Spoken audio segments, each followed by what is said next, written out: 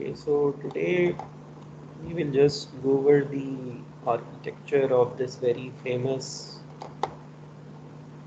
convolutional neural network. This was the network which started this era of deep learning.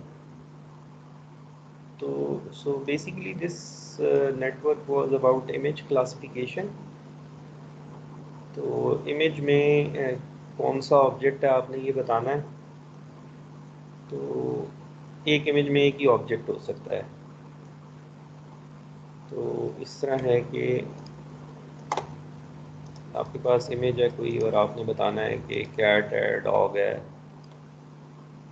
Table है, chair है, इस तरह करके कुछ 1000 ऑब्जेक्ट्स थे.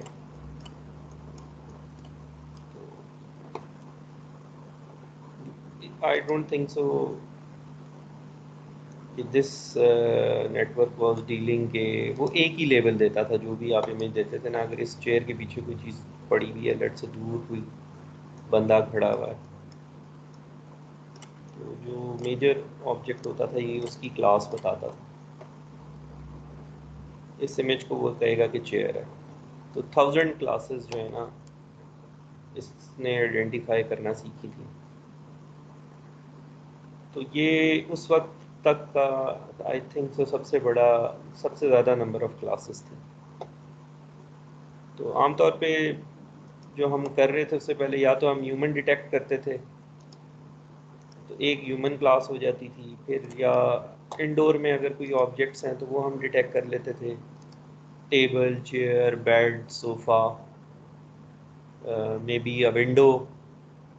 तो if you look around in your homes there won't be more than like 40-50 objects. तो इसने कुछ और चीज़ें भी ऐड की थी like different types, different animals and for a same अगर डॉग सेलेक्ट किया तो उसकी डिफरेंट स्पीशीज़. इस तरह करके ना इन्होंने सबसे जो है ना 1000 क्लास क्लासीफायर बनाया था. तो this network performed way better than the other state of the art object detectors या ये ऑब्जेक्ट क्लासिफायर्स. तो इससे पहले जो ये तो convolutional neural network based object classifier था. इससे पहले भी हमारे पास क्लासिफायर्स थे using other image processing and machine learning methods. तो वो आप लोगों ने सारे मेथड्स पढ़े हैं, काफ़ी सारे उनमें से. तो but this one perform way better than them. और आप अभी आज हम ये देखेंगे कि इसका आर्किटेक्चर क्या था. तो यू विल नोटिस के there isn't any new innovation as far as image processing is concerned. We will also try to see why then why suddenly convolutional neural networks started performing better than other methods, even though we knew about convolutional neural networks a long time ago.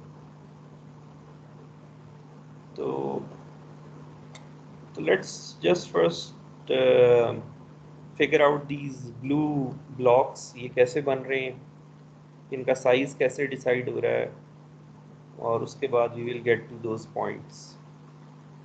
तो so your input image is coloured image. तो 3 channel होंगे उसमें, और इसमें इन्होंने जो Alex, ये जो ऑथर का नाम है, इन्होंने जो इमेजेस यूज़ किए थे उनका साइज़ था 227 × 227. तो this resolution is very low resolution if you compare it with your mobile phone image. ये जो आप अभी अपने मोबाइल फ़ोन से इमेज कैप्चर करते हैं उसकी रेजोल्यूशन जो है ना it would be like 1000 × 800 something like that. ये बहुत छोटी रेजोल्यूशन के इमेजेस हैं as compared to those the images that we have right now. But even with this low resolution the performance of this network was very good. तो इसके बाद इन्होंने कहा कि सबसे पहले मैं एक कॉन्वोल्यूशनल लेयर यूज़ करूँगा और इन्होंने डिसाइड किया कि इनके फ़िल्टर का साइज़ होगा, पहली लेयर में जो इनके फ़िल्टर आप इस्तेमाल करेंगे वो होगा 11x11 और ये जब जो है ना 4 की जंप लेंगे, मतलब फोर फोर स्टेप्स का स्लाइड करेंगे, जिस स्ट्राइड इज़ 4।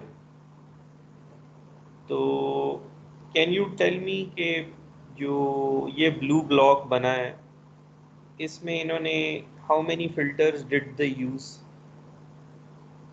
96। हाँ ये देखिए ना, एक फ़िल्टर यूज़ करेंगे तो एक चैनल बन जाएगा, अगला फ़िल्टर यूज़ करेंगे तो अगला चैनल बन जाएगा। तो 96 फ़िल्टर्स यूज़ हुए हैं, तो we have figured out this number 96। तो हर फ़िल्टर के कितने पैरामीटर्स हैं जो कि लर्न करने हैं आपने?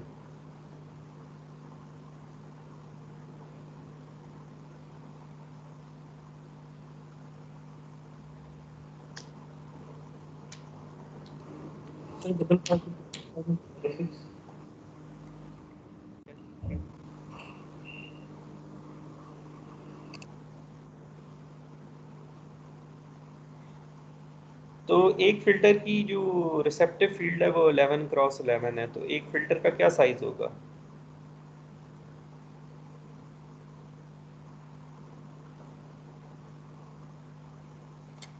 एलेवन क्रॉस 11 तो पैरामीटर्स हो ही गए ना, और फिर ये जो 3 चैनल हैं साथ, तो एक फ़िल्टर का साइज़ हो गया 11x11x3। तो कितने पैरामीटर हो गए एक फ़िल्टर के अंदर?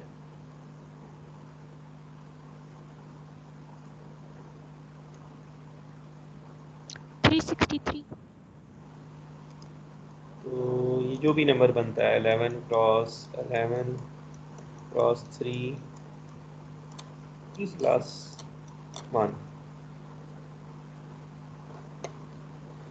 तो ये जो पहली लेयर है इसमें फिर टोटल नंबर ऑफ पैरामीटर्स कितने हो गए?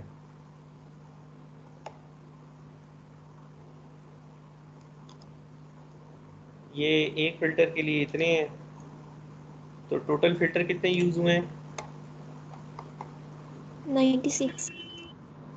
96। तो दिस इंटू 96 जो है ना वो आप कह सकते हैं कि कॉन्वोल्यूशनल लेयर के पैरामीटर्स हैं। तो अब आपने ये देखना है कि अगर आपके इमेज का साइज़ 227 है, लेट्स से ये जो इमेज है इसका साइज़ विड्थ भी 227 है और हाइट भी 227 है, और इसमें आप जो फ़िल्टर का साइज़ है वो है, ये जो फ़िल्टर है मेरा ब्लू वाला, इसका साइज़ है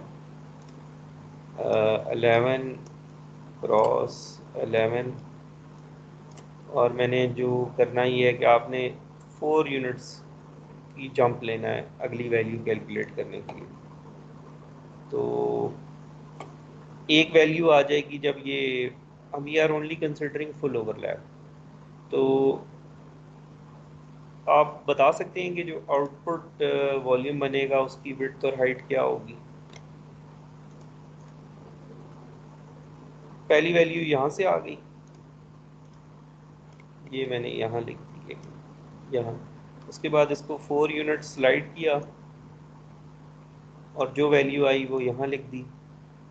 तो कितनी दफ़ा मैं इसको स्लाइड करूँगा कि फुल ओवरलैप रहेगा और आखिरी वैल्यू इस तरह करके होगी? वो नंबर कैलकुलेट कर सकते हैं आप? 57।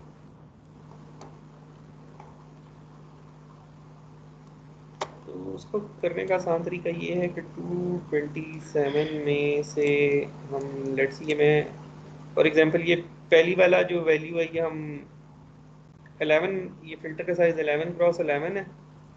तो ये जो रिमेनिंग कॉलम्स हैं ये कितनी बच जाती हैं अगर ये वाली फर्स्ट वैल्यू माइनस कर दें? तो द फ़िल्टर पहली जगह इधर खड़ा होगा फुल ओवरलैप पे, तो 11 कॉलम्स यूज़ हो जाएंगी, बाकी कितनी बची?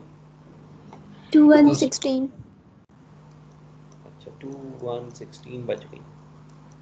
और अब आपने ये देखना है कि कितनी 4 की जंप्स पॉसिबल हैं इन 116 में, क्योंकि अब फिल्टर ने 4 करके आगे जाना है ना। पहले फोर पहले 4 वैल्यूज़ यूज़ हो जाएंगी, फिर नेक्स्ट 4 वैल्यूज़ 52 यूज़ हो जाएंगी, फिर नेक्स्ट 4 यूज़ हो जाएंगी, फिर नेक्स्ट 4 यूज़ हो जाएंगी। तो आप 216 को 4 पे डिवाइड करें तो क्या आता है आपके पास? 54 54। 54 वैल्यूज़ ये हो गई, और एक वो जो पहले वाली थी ब्लू वाली, तो 55 वैल्यूज़ हो गई। इधर भी 55 वैल्यूज़ आ जाएंगी आपके पास, और इधर भी 55 आ जाएंगी, क्योंकि वो साइज़ बराबर है 227 क्रॉस 227। और अगर आप 96 फ़िल्टर्स यूज़ कर रहे हैं तो ये जो इस डब्बे की डेप्थ होगी, डेप्थ इस तरह ड्रॉ हुई हुई है इस डायग्राम में, तो वो 96 हो जाएगी। तो ये देख लें आप, इन्होंने ये आपके पास पहले वाला जो है ना डब्बा आ गया, ये ब्लॉक आ गया कन्वोल्यूशनल लेयर का। तो आप फिर उसके बाद इन सारी वैल्यूज़ पे इंडिविजुअली कोई ना कोई एक्टिवेशन फंक्शन आप अप्लाई कर देंगे, जिस तरह हमने कल देखा था। कन्वोल्यूशन होती है और फिर हम कोई ना कोई एक्टिवेशन फंक्शन अप्लाई कर देते हैं। तो इन दिस डायग्राम, इस डायग्राम में कन्वोल्यूशनल लेयर के साथ अज्यूम किया जा रहा है, आई थिंक सो, कि एक्टिवेशन है उधर ही, आई थिंक सो। तो एनीवेज, अगर एक्टिवेशन आप अप्लाई करेंगे भी तो इस डब्बे का साइज़ नहीं बदलेगा। तो उसके बाद इन्होंने कहा कि नेक्स्ट लेयर जो होगी हमारी मैक्स कूल लेयर होगी। मैक्स कूलिंग हम करेंगे, और हमारी जो मैक्स कूल के फ़िल्टर होगा वो 3x3 होगा। इसका मतलब है कि हम 3x3 वैल्यूज़ लेंगे और उसमें से देखेंगे कि मैक्सिमम वैल्यू कौन सी है, वो हम सेव कर लेंगे और बाकी वैल्यूज़ ड्रॉप कर देंगे, और हम इस फ़िल्टर को मूव करेंगे विद अ जंप ऑफ 2।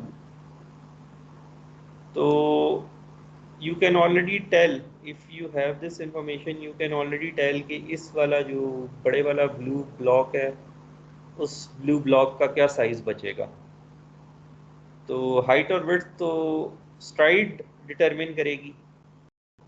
तो आप देख लें, ज़रा करके देखें दोबारा कि 3x3 का पहले वैल्यू है तो वो माइनस कर लें 55 में से, 27। तो बाकी बचती हैं 52 को 2 पे डिवाइड कर दें तो 26 प्लस 1 27। तो हाइट और विड्थ 27 हो गई, और जो डेप्थ है वो वही रही जो पहले थी। तो ये जो मैक्स पूल में हम फिल्टर यूज़ कर रहे हैं, ये फॉर एवरी चैनल यूज़, मतलब हर चैनल में अलग अलग मैक्स कूलिंग हो रही है। और जब हम कॉन्वोल्यूशनल नेटवर्क, कॉन्वोल्यूशनल लेयर में 11x11 का फ़िल्टर यूज़ कर रहे थे, तो उसका साइज़ था 11x11x3। जो पिछली लेयर के सारे चैनल थे ना, उन सारे चैनल्स पे वो फ़िल्टर अप्लाई हो रहा था। ये थोड़ा डिफरेंस है इनमें। तो आपके पास जो ब्लॉक आ गया 27x27x96, उसके बाद जी फैसला हुआ कि अब दोबारा एक कॉन्वोल्यूशनल लेयर हम इस्तेमाल करेंगे, और अब हम रखेंगे फ़िल्टर का साइज़ 5x5।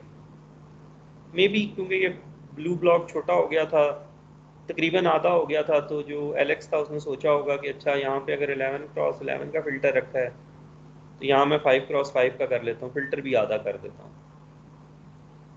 और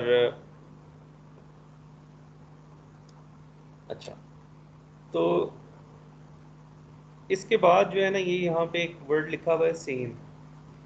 सेम का मतलब ये है कि जब आप दो सीक्वेंसेस को कन्वॉल्व कर रहे थे ना, मतलब एक सीक्वेंस आपकी ये थी और एक सीक्वेंस आपका ये है, इनको अगर आप कन्वॉल्व करें ना, इसकी लेंथ अगर m है और इसकी लेंथ n है, तो पहले पार्शियल ओवरलैप होता है, फिर फुल ओवरलैप होता है, और फिर पार्शियल ओवरलैप होता है। तो टोटल जो रिजल्ट होता है ना कन्वोल्यूशन का, उसका साइज़ मेरा ख्याल है आप लोगों ने जब करते थे ना आप लोग कन्वोल्यूशन, तो साइज़ निकलता है दोनों से बड़ा, शायद ये साइज़ होता है। n प्लस m माइनस 1, दोनों की लेंथ को जमा करके -1। तो सेम का मतलब ये है कि जब आप पूरी कॉन्वोल्यूशन कर लेना जिसमें पार्शियल ओवरलैप भी हो और फुल ओवरलैप भी हो, तो उसकी जो बीच की m वैल्यूज है ना वो ले लें, सारी ना लें। जो एक तो फुल ओवरलैप वाली वैल्यूज आ गई आपके पास, फुल ओवरलैप वाली वैल्यूज जो है ना वो m से कम ही होंगी। ये देखें ना, अगर इसकी लेंथ n है तो ये एक फुल ओवरलैप हो गया और ये आखिरी फुल ओवरलैप हो गया।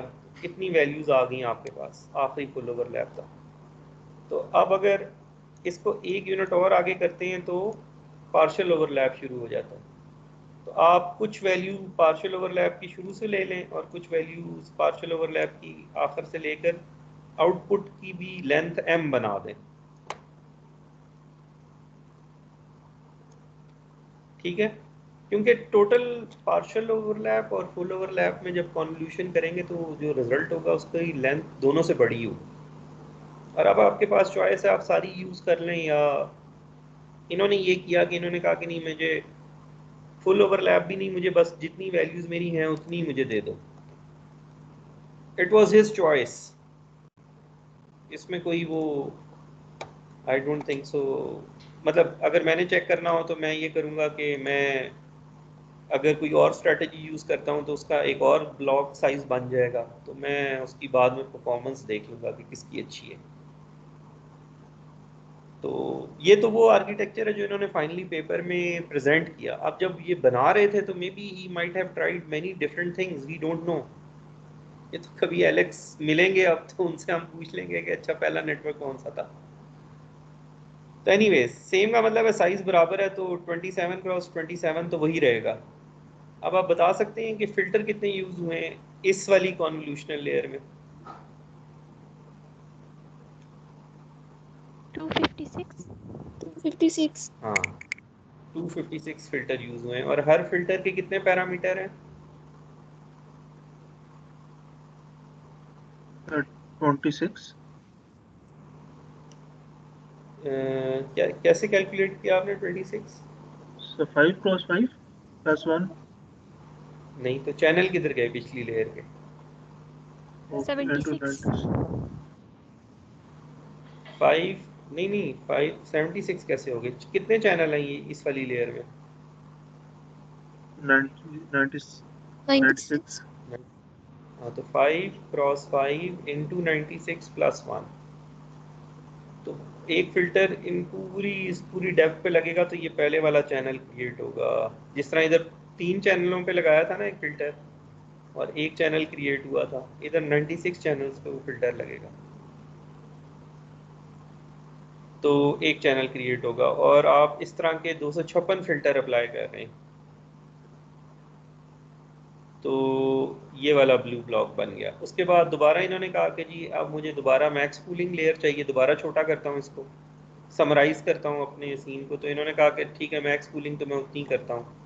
मेरा मैक्स कूल 3 क्रॉस 3 का होगा फिल्टर और स्ट्राइक 2 की होगी। तो मैक्स कूल ये इसी तरह अप्लाई करते हैं कि हर चैनल का अलग-अलग। तो डेप्थ तो वही रहेगी 256। तो ये जो जंप 2 की ले रहे हैं इस वजह से इस ब्लू डब्बे की हाइट और विड्थ आधी हो जाएगी। वही आप देख लें, 27 में से 3 माइनस करें 24 और डिवाइडेड बाई 2 तो 12 प्लस 1 13। तो ये डब्बा बन गया मैक्स कूल के बाद। उसके बाद इन्होंने कहा जी दोबारा मैं कॉन्वोल्यूशनल लेयर इस्तेमाल करता हूँ। अब मेरे फिल्टर का साइज़ होगा 3 क्रॉस 3। अब वो देखें ना, 11 से पहले 5 पे आए, 5 से फिर 3 पे आ गए। और इन्होंने कहा कि जो साइज़ होगा वो वही होना चाहिए जो पिछली लेयर का है, हाइट और विड्थ। तो दोबारा वो 13 क्रॉस 13 आपको मिल गया। और इस लेयर में इन्होंने कितने फ़िल्टर यूज़ किए हैं?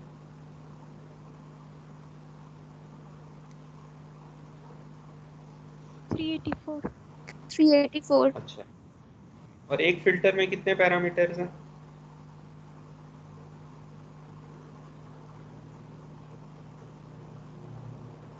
3 क्रॉस 3 क्रॉस 256 प्लस 1।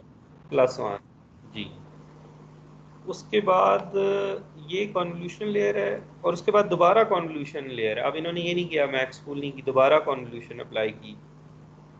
ये फिर से 3x3 के इन्होंने फिल्टर रखे और उतना ही साइज रखा, जितने इस लेयर में फिल्टर थे उतने इस लेयर में फिल्टर। तो सेम करने से 13x13 हो गया और ये 384 आ गए। फिर इन्होंने एक कॉन्वोल्यूशनल लेयर यूज़ कर ली, अब 256 फिल्टर इन्होंने रख लिए। उसके बाद मैक्स पूल किया तो आधा रह जाएगा, 6x6 इंटू 256। तो अब ये ऐसा क्यों कर रहे थे, मतलब इनको कौन बता रहा था कि अच्छा अब इस पहले कॉन्वोल्यूशन लेयर कर लें और 96 फिल्टर रख लें और अब 256 रख लें और अब ये अब आपने मैक्स पूल नहीं करना, अब आप कॉन्वोल्यूशन ही करते जाएं। So this was, I think so, he might have tried many different architectures and this was working okay. तो he went with it. तो उसके बाद हम देखेंगे कि we will come to this point कि उसके बाद जब अच्छा यहाँ तक कॉन्वोल्यूशनल लेयर हो गई तो कितने इस ये जो ब्लू वाला डब्बा है इसमें कितने न्यूरॉन होंगे, ये जो आखिरी डब्बा बना है अभी तक?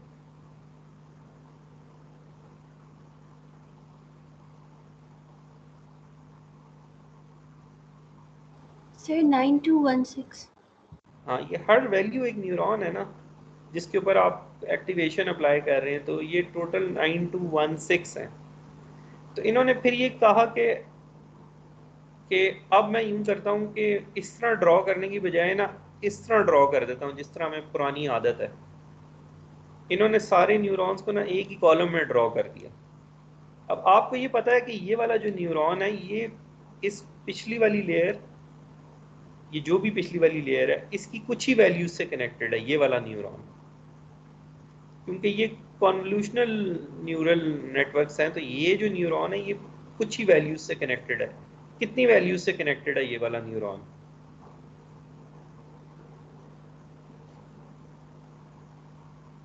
इससे जो पिछली लेयर है ना उसमें टोटल वैल्यूज हैं 13x13x256। ये वाला न्यूरॉन कितने से कनेक्टेड है?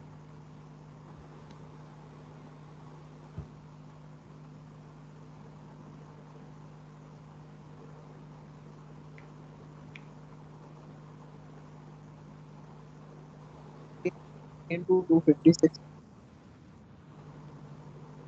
3x3 into 256। ये यही था ना कि ये सिर्फ इतनी जो इसकी रिसेप्टिव फील्ड होती है इतनी होती है 3x3 and the depth of the last layer. तो 3x3 इंटू 256 से कनेक्टेड है और टोटल वैल्यूज हैं 13x13 इंटू 256। ये सारियों से नहीं कनेक्टेड पिछली लेयर की, इसी तरह ये भी सारों से नहीं कनेक्टेड। तो ये है 9216 न्यूरॉन्स ही, ये जो इस तरह करके ब्लू बनाए हैं। फिर इन्होंने कहा कि अच्छा अब मैं फुली कनेक्टेड लेयर इस्तेमाल करूंगा। इन्होंने कहा कि अगली लेयर में मेरे 4096 न्यूरॉन्स होंगे और ये न्यूरॉन पिछली लेयर के सारे न्यूरॉन से कनेक्ट होगा। तो फिर इस न्यूरॉन के कितने पैरामीटर हैं जो आपने लर्न करने अगर ये पिछली लेयर के सारों से कनेक्टेड है?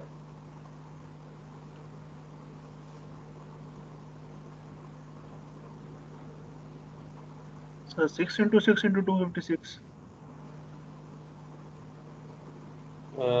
जी यही यहाँ पे नंबर लिख दिया था ना हमने 9216 प्लस 1 इसके पैरामीटर होंगे। तो इन्होंने कहा कि और इन्होंने 4096 न्यूरॉन्स यूज़ किए इस लेयर में। इन्होंने कहा मैं एक और फुली कनेक्टेड लेयर रखूँगा और उसमें भी 4096 न्यूरॉन्स होंगे और वो भी पिछली तमाम लेयर के तमाम न्यूरॉन से कनेक्टेड होंगे। तो फाइनली मेरी जो आउटपुट होगी वो 1000 न्यूरॉन्स होंगे।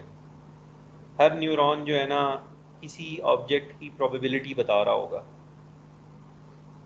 ठीक है? तो 1000 डायमेंशनल आउटपुट होगी इस नेटवर्क की। तो लेट्स से अगर पहली वाली आउटपुट सबसे ज़्यादा है फॉर अ गिवन इमेज, तो इस इमेज में वो पहले वाले ऑब्जेक्ट की क्लास है जो भी, ठीक है? तो ये हमने जो है ना नेटवर्क डिकोड कर लिया। तो अगर अब मैं आपसे कहूँ कि एलेक्स नेट के आप सारे पैरामीटर कैलकुलेट कर सकते हैं, कितने पैरामीटर लर्न करने हैं, तो आप बता सकते हैं? Yes sir. अच्छा, जिस तरह आप इसके बता सकते हैं ना, तो अगर कोई और नेटवर्क भी आपके सामने बना हुआ है ना, तो आप उसके भी बता देंगे।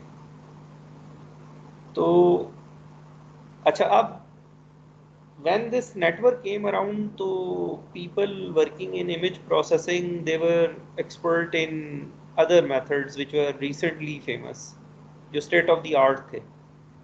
तो when this came out, तो people started like understanding what magic is going on inside this neural network। तो they started thinking कि भाई ये कोई बहुत magical numbers हैं। मतलब every graduate student would print this paper and try to calculate these parameters कि इनमें कोई खास बात है। ये 96 होना बहुत इम्पोर्टेंट है, और ये 3 होना बहुत इम्पोर्टेंट है, और ये 256 होना बहुत इम्पोर्टेंट है, और कॉन्वोल्यूशनल लेयर के बाद मैक्सफुल लेयर ही यूज़ करनी चाहिए शुरू में, और बीच में जो है ना कंसेक्यूटिव कॉन्वोल्यूशनल लेयर्स हो सकती हैं। तो उसके बाद वी विल सी के people tried changing different things. किसी ने कहा कि स्ट्राइड 4 की नहीं होनी चाहिए, 2 की कर दें। तो किसी ने कहा कि अच्छा लेयर्स और ऐड कर देते हैं बीच में। तो वो networks they were also performing slightly better than AlexNet. वो जो नेटवर्क्स प्रपोज हो रहे थे ना, they were doing slightly better than AlexNet. तो this is how research happens. तो the next question is कि why suddenly this strategy of using neural networks started to perform better। तो उसका वजह ये थी शायद कि दिस इज 2012 आई गेस, एलेक्सनेट। अगर आप गूगल करके बताएं कि किस कॉन्फ्रेंस में ये पेपर पब्लिश हुआ था। तो people started gathering very big data sets around 2008, 9, 10 image data sets हमारे पास ना काफ़ी बड़े बनाना शुरू कर दिए थे हमने। और उसकी वजह ये थी, बड़े डेटा सेट्स को बनाने की एक वजह ये थी कि internet was becoming common. Internet आ गया था और कंज्यूमर मोबाइल आ गए थे। ये जो मोबाइल हमारे पास हैं, और इनमें कैमराज आ गए थे। People were taking lot of pictures. 90s में हमारे पास कैमरे नहीं होते थे इस तरह। जिन आप लोगों ने बहुत बचपन में देखा होगा, 90s में we did not have these mobile phones with cameras. बड़े बड़े कैमरे होते थे, और जो रील होती थी ना, वो बड़ी कीमती होती थी। तो एक पिक्चर ही ली जाती थी एट ए टाइम। बर्थडे हो रही है या कुछ हो रही है तो एक या दो पिक्चर्स। और फिर कोई सोशल वेबसाइट्स नहीं थी जिस पे अपलोड कर सके हम इमेजेस, तो घर पे ही रहती थी या प्रिंट करके रख लेते थे। तो social websites, mobile phones and internet, they combined, ये सारी चीज़ें बदली। तो बहुत ज़्यादा लोग इमेजेस अपलोड कर रहे थे, तो काफ़ी सारे इमेजेस अवेलेबल हो गए सोशल वेबसाइट्स पे। तो this help to gather big data sets. तो बहुत बड़ा डेटा सेट हमने बना लिया। पहले डेटा सेट्स होते थे 90s में, देयर वर 100 इमेजेस, 200 इमेजेस। अब ये एलेक्स नेट ट्रेन हुआ हुआ, आई थिंक सो, इमेज नेट पे। अगर आप गूगल करेंगे ना, तो आपको पता चल जाएगा कि इमेज नेट उस वक्त के हिसाब से बहुत बड़ा डेटा सेट था। तो एक बड़ा डेटा सेट हमने बना लिया था, और अभी हम उस डेटा सेट पे ना जो और मेथड्स थे जो कि उस टाइम पे बेहतर परफॉर्म कर रहे थे, उनको यूज़ कर रहे थे। तो people had forgotten about neural networks. और बड़े नेटवर्क्स तो ट्रेन भी नहीं कर पाते थे हम, तो हम उनको छेड़ ही नहीं रहे थे। तो this Alex net was the student of I think so Jeff Hinton, जो कि वो जो 80s में रिसर्च कर रहे थे। This was his PhD student, I think सो। तो उन्होंने कहा होगा कि नहीं, दोबारा करो इस पे न्यूरल नेटवर्क। तो उन्होंने सीख लिया था बड़ा नेटवर्क ट्रेन करना। उन्हें पता चल गया था कि वैनिशिंग ग्रेडियंट मसला होता है, उसको कैसे हल करना है, और कौन से वाला एक्टिवेशन फंक्शन इस्तेमाल करना है, और कौन से वाला ऑप्टिमाइज़र इस्तेमाल करना है ताकि जल्दी कन्वर्ज हो, और ओवरफिटिंग से कैसे बचना है। तो So that was the machine learning community making progress. This data set was being created by the computer vision community, क्योंकि ऑब्जेक्ट डिटेक्शन करना चाहते थे. Object detection was very poor, तो vision community was developing new models. बाकी जो domains of computer science से जिस तरह कम्युनिकेशन हो गई, इट वाज ओके. ये इन्होंने जो भी मेथड्स बनाए हुए थे क्लासिकल थ्योरी को यूज़ करते हुए, आप इमेज ट्रांसमिट करना चाहते थे तो इमेज तो ट्रांसमिट हो जाता था ना टीवी पे. तो इनको इस तरह का बॉटल नेक नहीं था. Their systems were working. Phone पे बात हो जाती थी, टीवी पे पिक्चर ट्रांसमिट हो जाती थी. तो इनको इस तरह की कोई रिक्वायरमेंट नहीं थी इनोवेट करने की. बट जो विजन कम्युनिटी थी उनका कोई भी एल्गोरिदम काम नहीं करता था. Even till now very recently आपके मोबाइल फ़ोन में सिर्फ फेस डिटेक्टर होता था, और वो फेस डिटेक्टर भी ना बिल्कुल सामने खड़े हों तो वो फेस डिटेक्ट करता था, कहीं आप दूर खड़े हो जाएं या एंगल चेंज कर लें तो डिटेक्ट नहीं करता था. तो कोई एल्गोरिदम थे ही नहीं. तो अब जो ये all these autonomous cars and autonomous robots अगर आपने बनाने थे तो फिर आपको इस तरह की विजन बेस्ड प्रोसेसिंग तो चाहिए ही थी. तो this is the reason image vision community was making this big data sets to improve performance. और उसके बाद एक जो और चेंज आई, हमारी जो कंप्यूटेशनल पावर है वो बहुत बेहतर हो गई. We started making these specialized hardware, these graphic processing units, GPUs हम बनाना शुरू कर दिए हमने. उससे पहले जो अर्ली 2000 में और लेट 90s में हमारे पास जो कंप्यूटर होता था उसकी रैम होती थी पता नहीं 96 MB के कुछ इस तरह. फ्लॉपी डिस्क होती थी जिसमें 1.4 MB डेटा आता था टोटल. अब आपकी एक तस्वीर 1.4 MB से ज़्यादा की होती है. तो ना डेटा रखने की जगह थी, ना प्रोसेस कर पाते थे हम. तो राइट अबाउट अराउंड 2000, ये अर्ली फर्स्ट डेकेड ऑफ 2000 हमारे पेंटियम पता नहीं पेंटियम 4 तो पता नहीं पेंटियम 5 तो ड्यूल कोर और कोर टू डुओ और फिर पता नहीं क्वाड कोर, फिर जीपीयू, फिर ये इस तरह बहुत स्पीड से हमारी कंप्यूटेशनल पावर बढ़ रही थी. तो these networks they required lot of computational, मतलब इन इतने ज़्यादा पैरामीटर हैं इनमें कि इनको ट्रेन करने के लिए टाइम चाहिए. तो और बार बार ट्राई करना है डिफरेंट स्ट्रेटजीज को. तो कंप्यूटेशनल पावर बढ़ गई और डेटा बढ़ गया.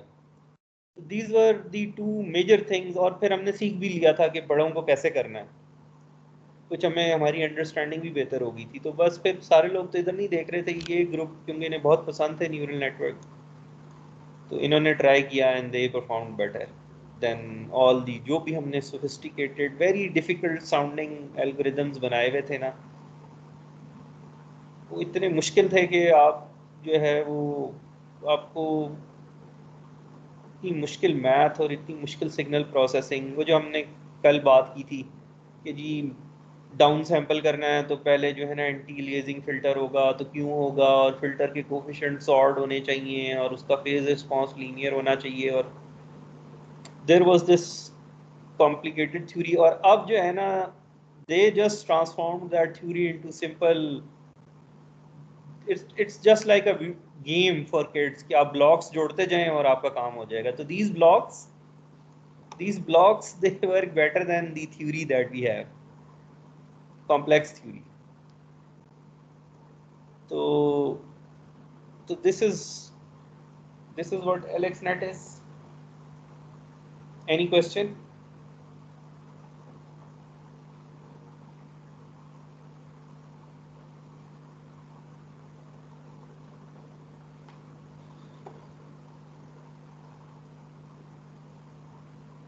अच्छा, तो अब जो है ना, अब AlexNet ट्रेन भी हो गया और इसने परफॉर्मेंस भी सबसे अच्छी दे दी. तो now people wanted to improve it.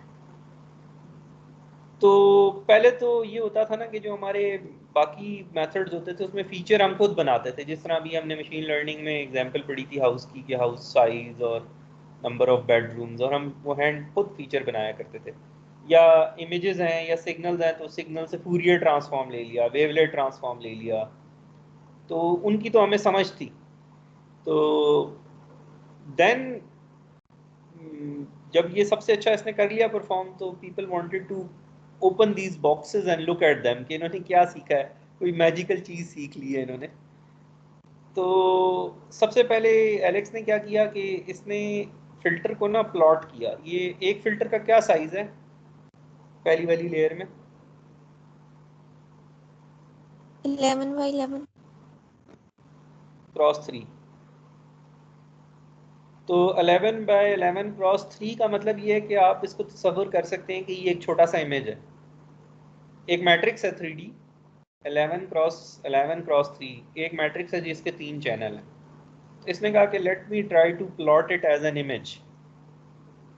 तो इसने एज एन इमेज प्लॉट किया। अब यहाँ पे तो एज एन इमेज प्लॉट हो सकता है, यहाँ पे एज एन इमेज नहीं हो सकता प्लॉट इस वाली लेयर में। इसमें फिल्टर का साइज होगा 5 क्रॉस 96 चैनल्स हैं।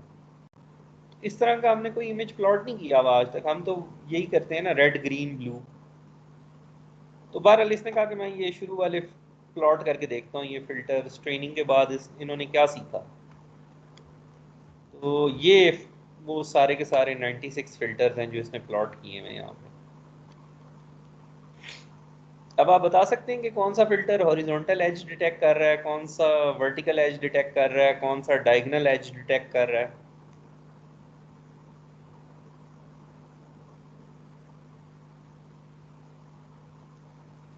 ये वाला फिल्टर क्या करेगा, ये जहां मेरा अभी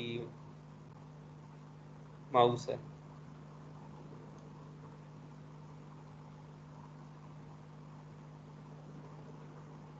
वाइट का मतलब पॉजिटिव वैल्यू होगी और ब्लैक का मतलब नेगेटिव वैल्यू होगी।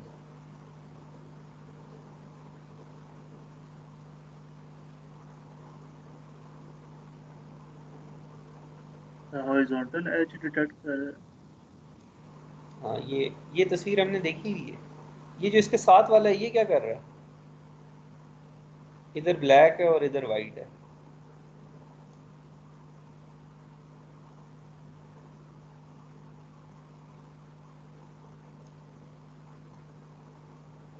ये वर्टिकल एज डिटेक्ट कर रहा है। इसी तरह आप इसको डायगोनल में भी देखेंगे। तो ये पैटर्न आपने देखा था। तो आपने, if you remember when we were talking about 2D filters, तो हमने गाउसियन का second derivative, Laplacian of Gaussian, तो वो इतनी मुश्किल से हमने फ़िल्टर बनाया था कि जी पहले स्मूथ करना चाहिए, फिर फर्स्ट डेरिवेटिव लेना चाहिए, फिर सेकंड डेरिवेटिव लेना चाहिए और फिर एज डिटेक्ट होगी। तो ये जो है ना सारे फ़िल्टर उसने वन गो में सीख लिए। जो जो हमने फेमस फ़िल्टर्स बनाए थे ना, उन जैसे या उनसे भी ज़्यादा इसने फ़िल्टर खुद ही सीख लिए। तो कंक्लूजन ये निकला कि कोई मैजिकल चीज़ नहीं सीखी। इट्स जस्ट दैट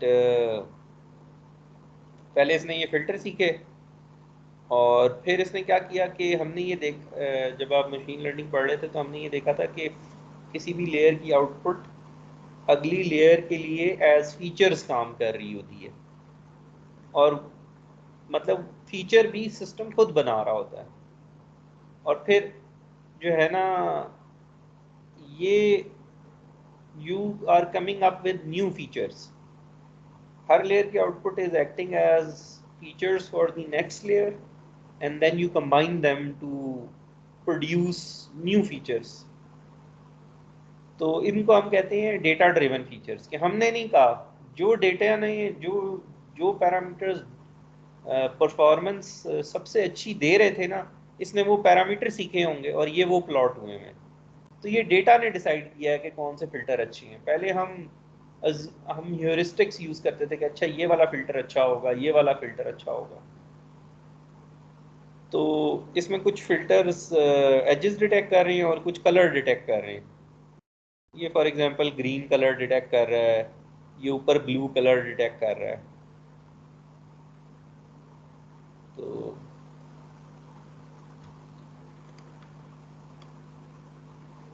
तो इस तरह ना ये सारे के सारे फिल्टर्स हमने प्लॉट कर दिए। ये नीचे लिखा हुआ है, इट्स 2012 में एक इमेजनेट बहुत बड़ा डेटा सेट था, ये large scale vision recognition challenge, ImageNet large scale vision recognition challenge started. किसी ने कहा कि अब डेटा सेट हमारे पास बहुत बड़ा आ गया है तो हम इस पे कोई कंपटीशन स्टार्ट करते हैं कि कौन बेहतर करेगा। तो इन्होंने they reached 17% top 5 error rate, second best was only 26%। इनका एरर रेट ये 17 गलतियां कर रहे थे 100 में से, और जो नेक्स्ट बेस्ट था वो 26 कर रहा था। कितनी जंप है ये? 6 + 3 9, ऑलमोस्ट 10%। इतनी बड़ी जंप हमने देखी नहीं थी इससे पहले। हर साल एक नया डिटेक्टर क्लासिफायर आता था जो पिछले से 1% या 2% बेहतर है। अभी भी if you want to publish a paper in the best conference in the world और आप कोई चीज़ इम्प्रूव कर रहे हैं, तो इफ़ यू कैन शो कि यू हैव इम्प्रूव 2%, तो your chances are bright of publishing a paper. ये जो सीनियर रिसर्चर्स हैं ना, उन्होंने हमें बताया था कि 2% अगर आप बेहतर कर लेना पिछले से, तो आपका पेपर पब्लिश हो जाएगा बेस्ट जगह पे। इन्होंने तो 10% बेहतर कर दिया।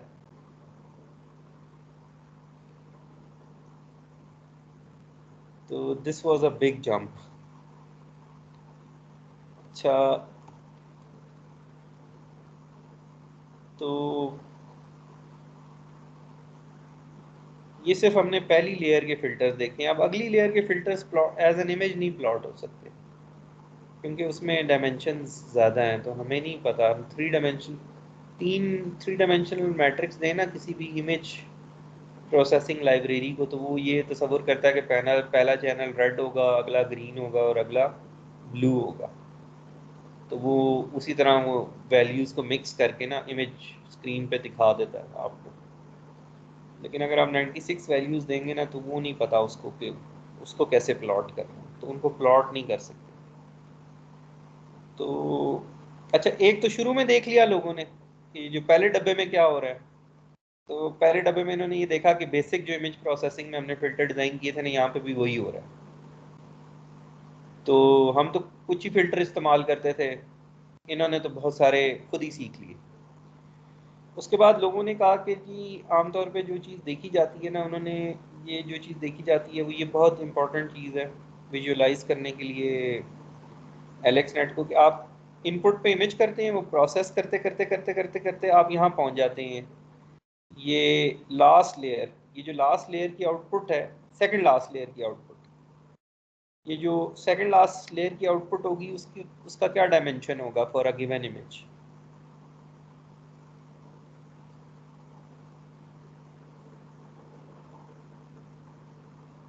इस लेयर में अगर मैं इनपुट पे इमेज दूं तो इस लेयर की आउटपुट पे कितनी वैल्यूज आएंगी मेरे पास?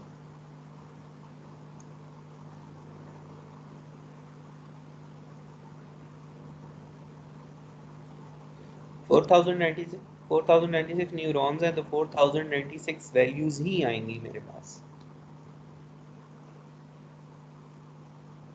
ठीक है, और फिर फाइनल लेयर डिसाइड करेगी कि इनमें से फाइनल लेयर में 1000 आउटपुट्स हैं, तो 1000 आउटपुट में कोई एक आउटपुट होगी जो दूसरों से बहुत बड़ी होगी अगर ऑब्जेक्ट सही डिटेक्ट हुआ है, क्लासीफाई हुआ। तो बहरहाल यहाँ तक जो है ना 496 जो भी वैल्यूज आती हैं, बेसिकली मैं आपको कह रहा हूँ कि एक इनपुट यहाँ पे इमेज दें और यहाँ पे जो आउट है ना, हर न्यूरॉन का आउट कैलकुलेट कर लें, तो यू विल हैव 4096 वैल्यूज। एक इमेज कन्वर्ट हो गया है 4096 वैल्यूज में। ठीक है, अगला इमेज देंगे उसके लिए कुछ और 4096 वैल्यूज आ जाएंगी, अगला इमेज देंगे तो उसके लिए कुछ और 4096 वैल्यूज होगी। अच्छा, तो ये सबसे कॉम्प्लेक्स फीचर्स ये होंगे।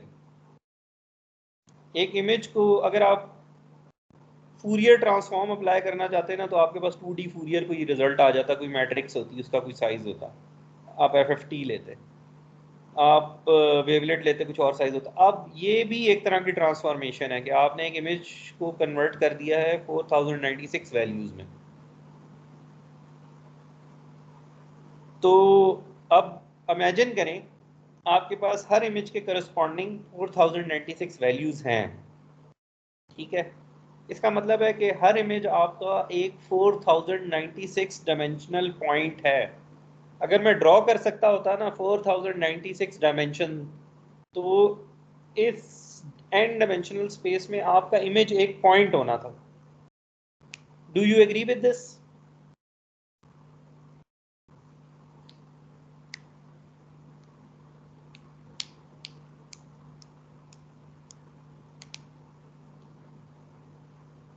अच्छा, अब अगर मैं आपको कहूं कि आपको मैं एक वेक्टर दे रहा हूं 4096 डायमेंशन का, इसको 2 डायमेंशन में कन्वर्ट कर दें, तो आप क्या चीज ट्राई करेंगे?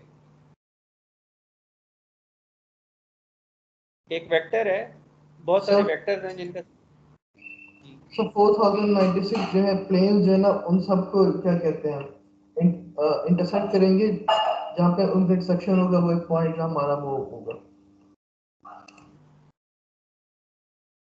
ठीक है। ये 4 हम इमेजिन नहीं कर सकते, बहरहाल ये 4096 है, तो ये कोई 4096 डायमेंशनल स्पेस में ना एक पॉइंट है, एक वेक्टर है, एक पॉइंट है एंड ऑफ दैट वेक्टर।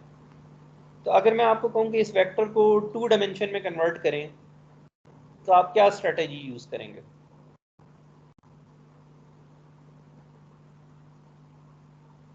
ये आप लोगों ने पढ़ा था, हमने पीसीए पढ़ा था कि अगर हमारे पास बड़े वेक्टर होना तो हम उनको छोटा कर सकते।